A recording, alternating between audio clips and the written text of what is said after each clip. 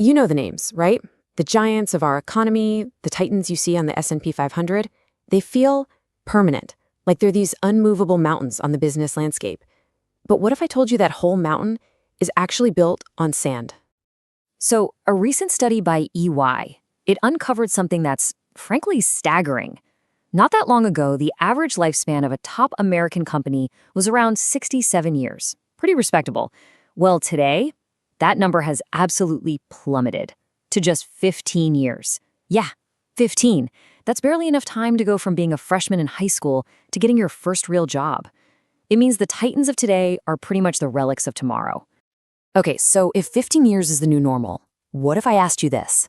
What if a company could survive for over 1,000 years? I mean, that sounds completely impossible, right? In a world where most companies are lucky to even see their 20th birthday, a whole millennium, that's gotta be science fiction. But what if it's not? Meet Kongo Gumi. They're a construction company from Japan, founded way back in 578 AD. That makes them 1,447 years old. And get this, it is not a fluke. It's actually part of a pattern, one that you find almost exclusively in one country. And that is what we are diving into today. Welcome to the Vernacular Vault, where we are unlocking the secrets of the world's most enduring businesses. So the Japanese actually have a specific word for these ancient companies, shinsei. Now, it literally translates to old shop, but it means so much more. It's about a legacy of quality, of trust, of, well, endurance. And just to give you an idea of how common this is, Japan is home to over 33,000 of them. In fact, more than half of all companies in the entire world that are older than 200 years are in Japan. It's incredible. Just look at this place. This is the Nishiyama Onsen Keiyun-kan Hotel. It's been welcoming guests since the year 705. Can you even wrap your head around that? That's over 1,300 years of continuous hospitality. So that brings us to the big question. The real mystery here. How? I mean, how have these companies managed to navigate centuries of wars, famines, economic collapses, and revolutions, while other companies today just crumble in a decade? Well, that is exactly the question we're going to answer. We are about to pull back the curtain on the core principles that have allowed these businesses to achieve something that looks a lot like corporate immortality. All right, let's get into the first secret. Now, you might be expecting some complex financial strategy or a ruthless business tactic, right? But the first secret, it's shockingly simple and yet so profound. It all comes down to people. You see, when researchers dug into Japanese companies that were over 300 years old, they found this amazing recurring pattern. A set of 4 core values kept showing up again and again. And this isn't just, some mission statement they hang on the wall and forget about. No, this is baked into their DNA. It's this deep-seated belief that people, their customers, their employees, and their entire community, they always come first. Okay, you want a powerful example of this? Look at Gekkan. It's a sake company, founded way back in 1637. Every single year, they hold Buddhist memorial services for every single former employee who has passed away. Think about that. They don't see their staff as just resources or numbers on a spreadsheet. They see them as family, for life, and even beyond. You can imagine the kind of loyalty that builds, a loyalty that literally spans generations.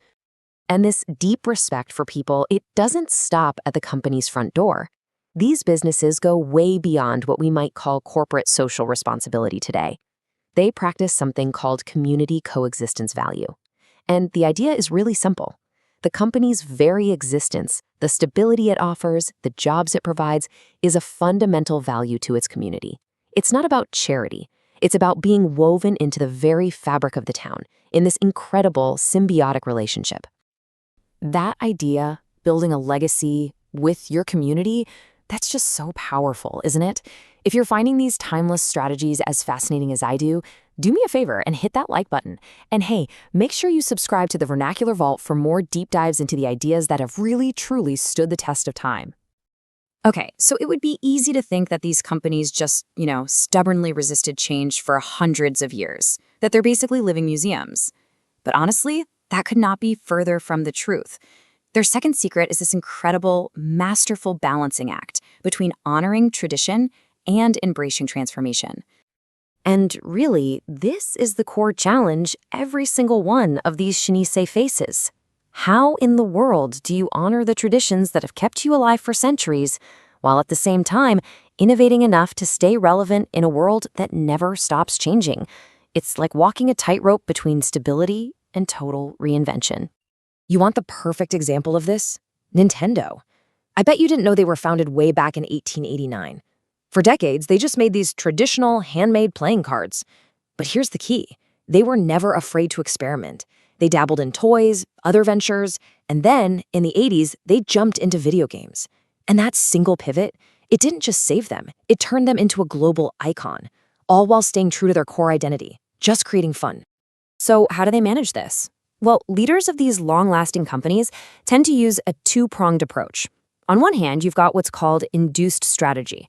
Think of this as small, steady, incremental improvements that keep the core business stable and healthy. But then, they also embrace autonomous strategy. And these are the bold, radical, sometimes crazy experiments, like Nintendo deciding to get into video games, that have the power to completely reshape the company's entire future. At the end of the day, it boils down to this. You simply cannot stand still. Your company has to evolve at least as fast as the world is evolving around you. The Shinise have basically mastered the art of managing this internal clock, making absolutely sure they are never, ever left behind by the relentless pace of change. So what do you get when you put it all together? When you combine this deep, profound respect for people with a mastery of adaptation, you get something incredibly powerful. You get a mindset that isn't focused on the next quarter's earnings, it's focused on the next century. So let's just lay out the pillars that hold this whole thing up. First, it's purpose over profit. They are always prioritizing their continuity and their legacy, not just short-term gains. They are relentlessly human-centric, valuing employees, customers, and their community above all else. They are also financially prudent, avoiding the kind of risky debt that sinks so many modern companies. And finally, they are masters of strategic renewal, always balancing stability with change. You know, when you really think about it, the lesson from the Shinise is so profound. They don't try to stop the river of time and change. I mean, they know that's impossible. Instead, they've poured all of their energy into building an unbelievably resilient boat. A boat that isn't designed for a short sprint, but for a journey that can last 1,000 years. And that really leaves us with one final question to think about. In our own work, in our projects, maybe even in our own lives, are we building for the next 15 years? Or are we building for the next 1,000? What are you building to last?